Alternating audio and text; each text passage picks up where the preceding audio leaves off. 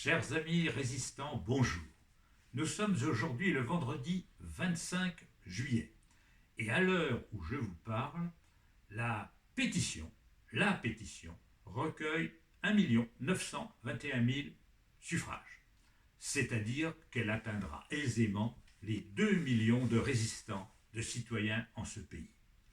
C'est remarquable et je tiens à vous en remercier et à remercier la jeune étudiante de Bordeaux qui, à 23 ans, a pris l'initiative de cette pétition. Nous pouvions craindre que la chape de plomb qui s'était abattue sur le pays depuis quelques mois et depuis 2-3 ans, dans le courant trumpiste qui affecte l'ensemble des sociétés occidentales, étouffe toute résistance, tout esprit critique, étouffe la liberté, la raison et la science. Votre réaction massive, alors que cette pétition n'est pas facile à signer, ce n'est pas de ces pétitions sans valeur que l'on peut signer en un clic et dont on peut douter du nombre même de ceux qui la soutiennent. Là, c'est très difficile. Il faut passer par France Connect, il faut avoir des comptes spéciaux, et je connais plus d'une personne qui n'a pas pu signer cette pétition en raison de cette difficulté technique. Et bien néanmoins, 2 millions se sont mobilisés. En février 2024, le courant réactionnaire s'est appuyé sur 2 syndicats agricoles qui se faisaient la course pour gagner les élections aux chambres d'agriculture, la FNSEA à droite, très conservatrice, et la coordination rurale, proche d'un courroie de transmission du parti réactionnaire RN. Ces 2 syndicats avaient réussi à mobiliser 10 000 personnes environ. 10 000 personnes. C'est à la fois beaucoup et très peu. 10 000 personnes. Mais ces personnes étaient armées de gros tracteurs et de bennes pleines de lisier, de fumier, de paille, de pneus, qui ont été généreusement dispersés sur les ronds-points, devant les préfectures, devant les mairies et devant les locaux des associations qui défendent l'intérêt général. Et la presse a cru voir dans ce mouvement une jacquerie, une révolte du monde paysan. Il n'en est rien. Le monde paysan, c'est 380 000 exploitations agricoles. Il n'y avait pas 380 000 manifestants dans les rues. Mais selon les services de police eux-mêmes, environ 10 000 qui étaient mobilisés lors de la colère agricole. Mais tout de suite, nos sénateurs conservateurs et toute la frange réactionnaire de l'Assemblée nationale s'est emparée de ce mouvement pour satisfaire non pas les paysans, loin de là, mais l'agrobusiness et les firmes du poison qui dispensent le cancer et souvent gagnent des profits par leurs filiales qui fabriquent des médicaments contre le cancer. Je ne dis pas, évidemment, dans un esprit complotiste, que ces firmes le font exprès, mais l'argent n'a pas d'odeur dans notre société et il est certain que les mêmes intérêts oligarchiques sont derrière la dispersion de molécules toxiques dans l'environnement et derrière les soins à apporter aux populations, car il y a une épidémie de cancer, sans doute liée à ces questions environnementales. Ce n'est pas moi qui le dis, ce sont les sociétés savantes, ce sont ces 1300 médecins et chercheurs qui avaient écrit, sans être entendus, aux autorités pour dire « n'adoptez pas la fameuse loi Duplomb » du nom d'un sénateur de Haute-Loire, ancien leader FNSEA et grand ennemi de la terre par ses côtés chasseurs et amateur de tauromachie. Ouais, on a, que voulez-vous, parfois des cumuls d'inconvénients, c'est comme ça. Donc, le gouvernement, dans cette affaire, est partial. La ministre, qui est elle aussi de l'agriculture, qui elle aussi est issue de la FNSEA, fait savoir qu'en aucun cas, la loi ne peut être révisée, bien sûr. Constitutionnellement, le président de la République pourrait, en vertu de l'article 10 de la Constitution, demander une nouvelle lecture à l'Assemblée. François Mitterrand l'avait fait pour certains textes. Là, c'est à voir si le président le ferait. ma réponse est sans doute négative. Pourquoi? Parce que M. Macron obéit aux ordres de l'oligarchie, de la fortune et du monde de l'argent. Et derrière la loi Duplon, ce n'est pas le paysan qui est là, qui est en fait victime de ce système, c'est l'oligarchie, c'est la finance, ce sont les firmes du poison agricole et la FNSEA qui est dirigée non pas par un petit paysan, par un petit agriculteur, mais par en fait un industriel de l'agrobusiness. Voilà. Donc si vous voulez, tout ça est cousu de fil blanc. Les Thatchériens, les tenants du monde de l'argent, se sont alliés dans cette affaire avec les pires réactionnaires pour voter une loi qui est contraire à l'intérêt général, puisque nous le savons actuellement. Les molécules que dispense la chimie empoisonnent progressivement les sols, les eaux et l'air, les aliments, et compromettent à terme la santé publique.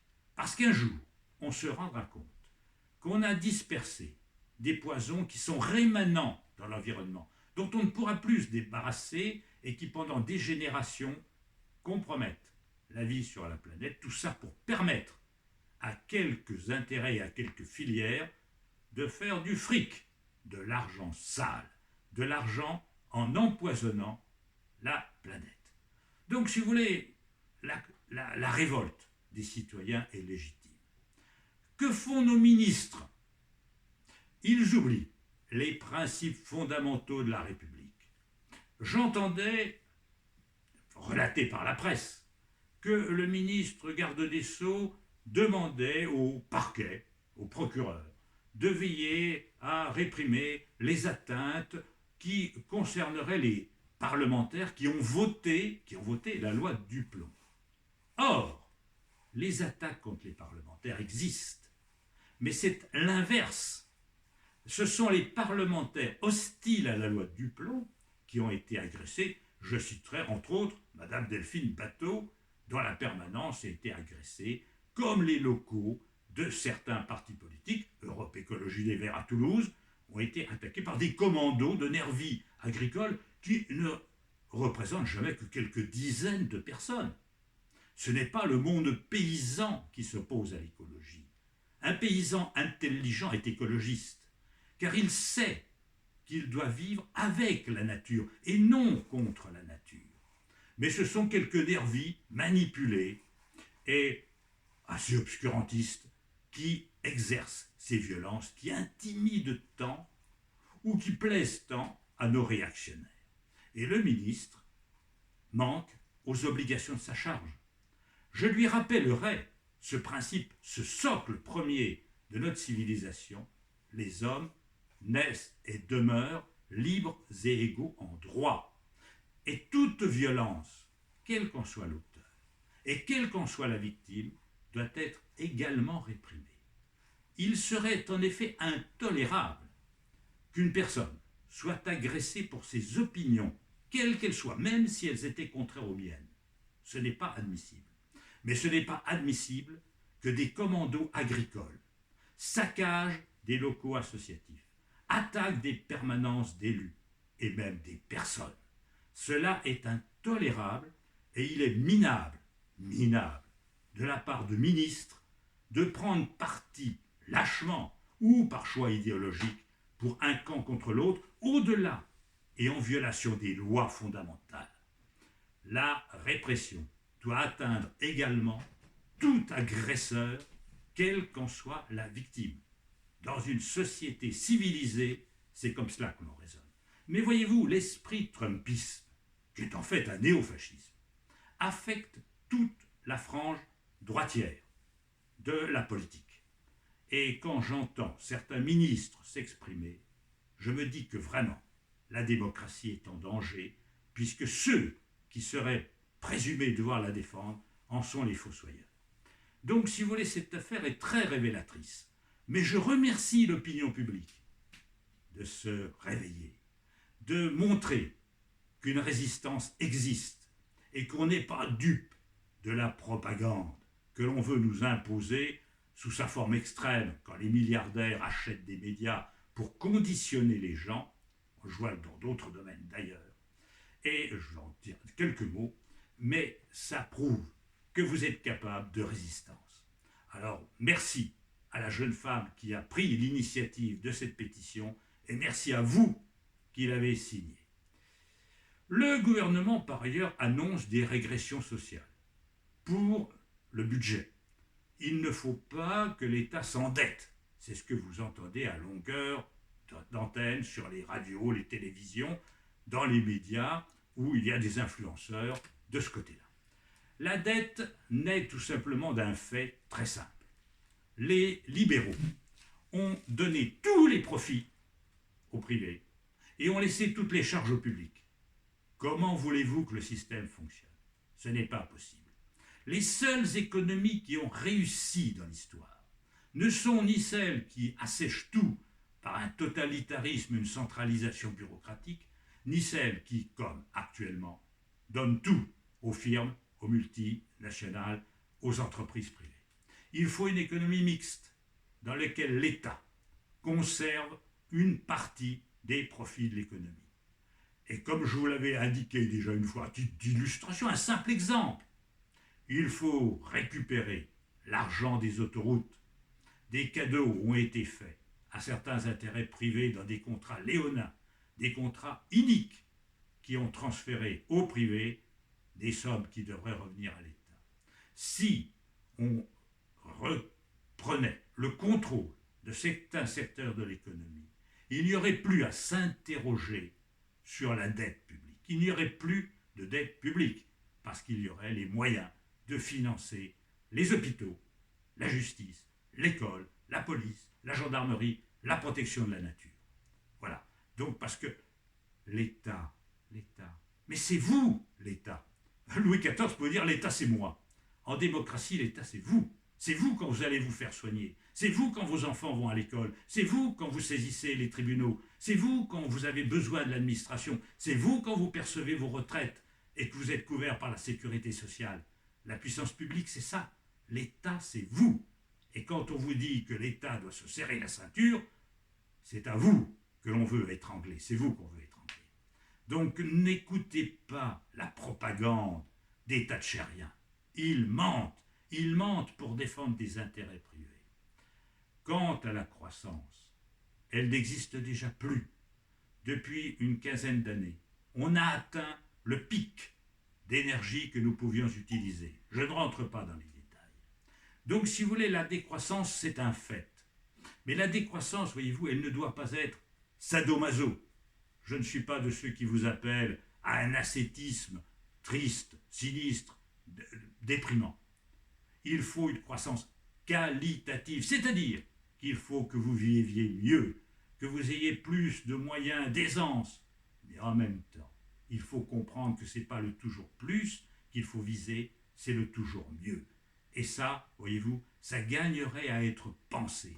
Et je regrette que dans la politique actuelle, on manque un petit peu de radicalité. Ça veut dire quoi la radicalité? Ce n'est pas l'extrémisme. Ça, c'est les ignorants qui croient que quand on dit on est radical, on est extrémiste. Pas du tout. La radicalité, c'est-à-dire à la racine des problèmes. À la racine des problèmes. C'est-à-dire essayer de comprendre les effets et les causes. Avoir une démarche rationnelle et scientifique. Et on ne l'a pas. Et on ne l'a pas. Alors, mes amis, résistez à la dérive trumpiste, au trumpisme qui gangrène les idées. Ne vous laissez pas faire. Vos malheurs ne viennent pas des étrangers. Vos malheurs ne viennent pas des assistés. Vos malheurs ne viennent pas des chômeurs. Vos malheurs ne viennent pas des retraités. Vos malheurs viennent d'une société inique dans laquelle une caste pille la société et vous condamne à une relative paupérisation. Ne vous laissez pas manipuler. Il n'y a pas à avoir un bouc émissaire. Il faut repenser la société. Sinon, la planète ne sera pas viable et sinon, on ira de déception en déception et de sacrifice en sacrifice. Mes amis, bonne continuation. Merci de faire vivre notre chaîne en la diffusant. Car les idées que j'expose n'ont peut-être pas beaucoup de mérite, mais elles en ont un seul, c'est d'être au moins libre, d'être original et d'être dégagé de tout esprit partisan. Bien bien que je sois un tenant de la démocratie, des droits de l'homme et des droits de la nature et du vivant. Il faut respecter le vivant. À bientôt, mes amis.